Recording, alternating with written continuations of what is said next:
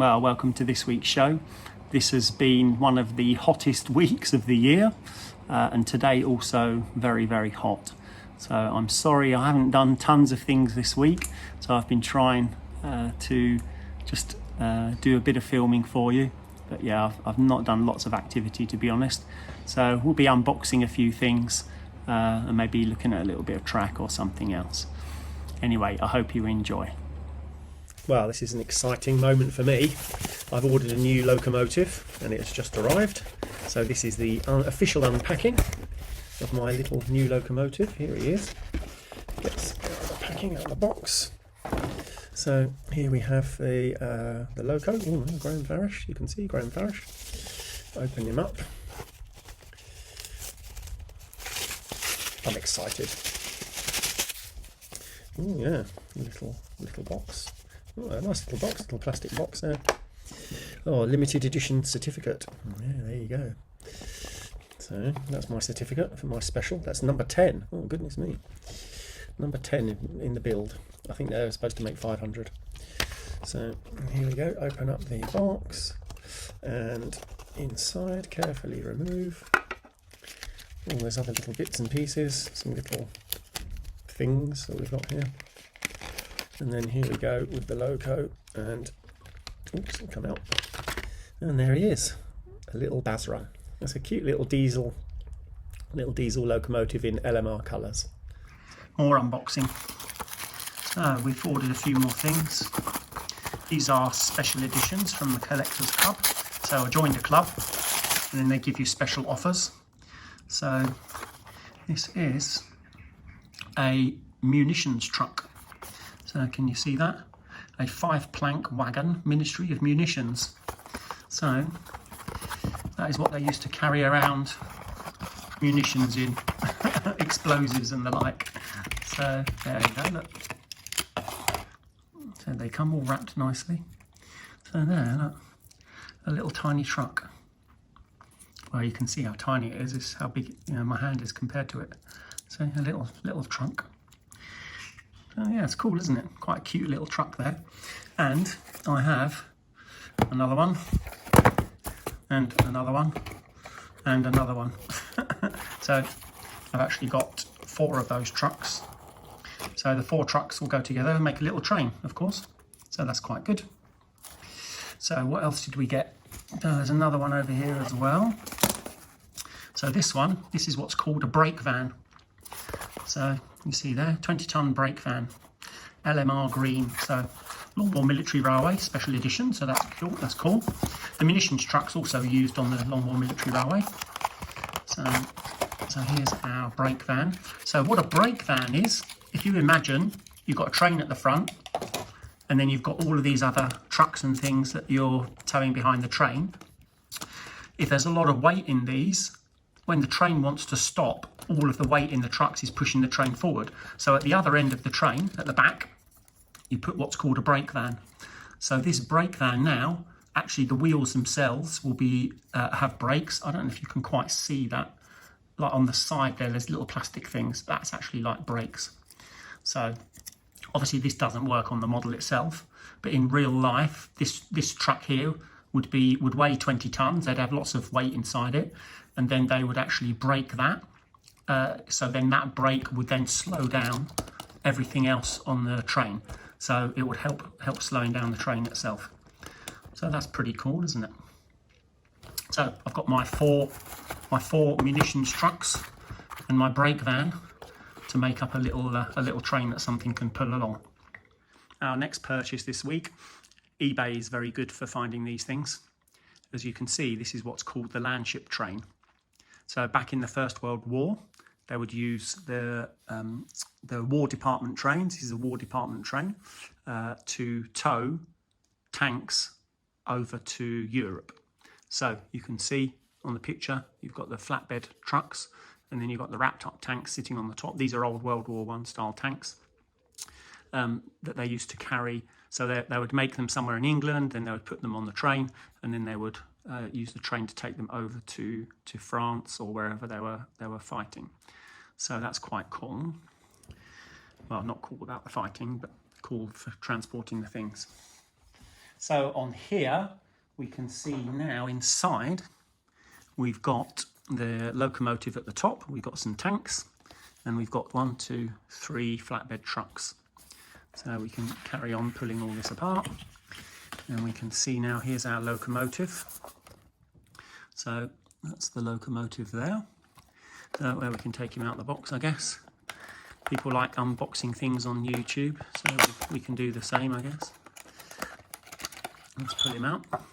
So here is our locomotive. Take the plastic off. Oh, if I can get the plastic off.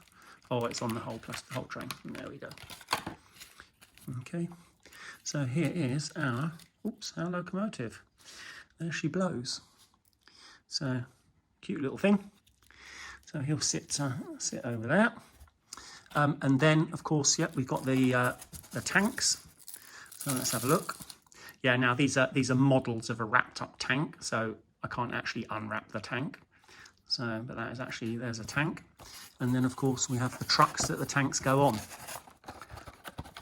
We can take a look at one of these.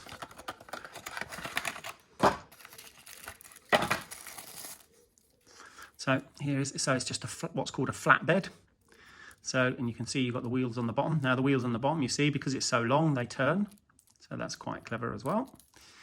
And yeah, so that will sit on there. And then your tanks will go on the carriage like that.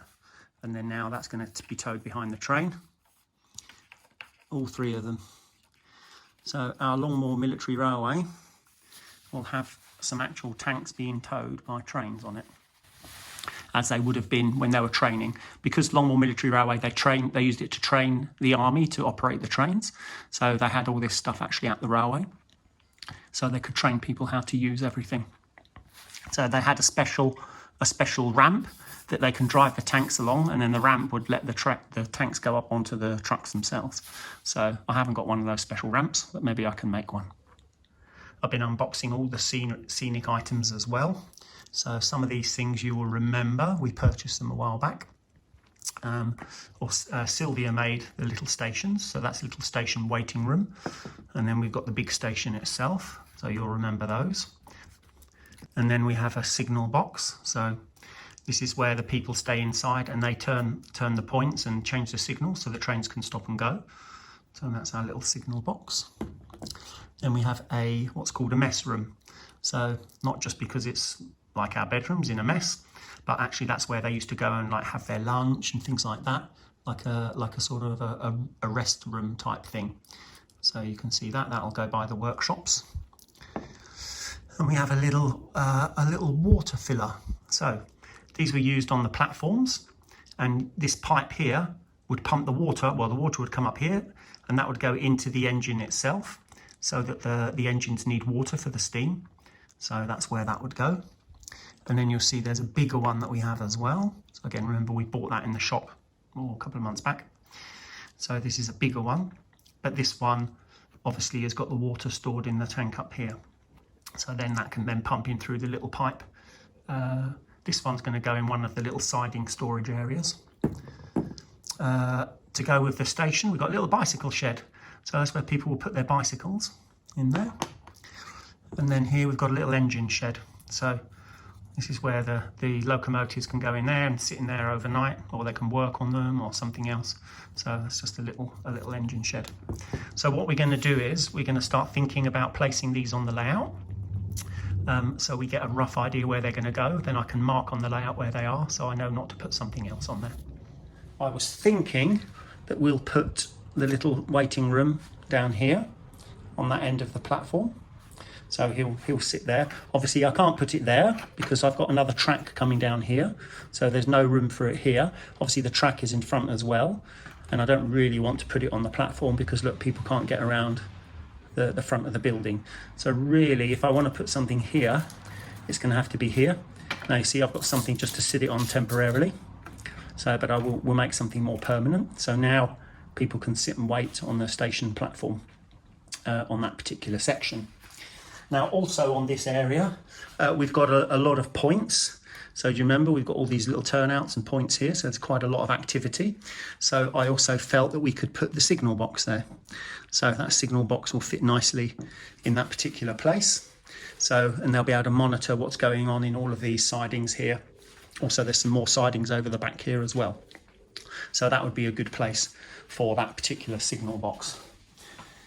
And then we've got the main station. So over here, we've got the main station area, as you can see. So again, the station could go up this end maybe, for example, but I was thinking we're going to put a curved platform around here. There'll be a little curved platform.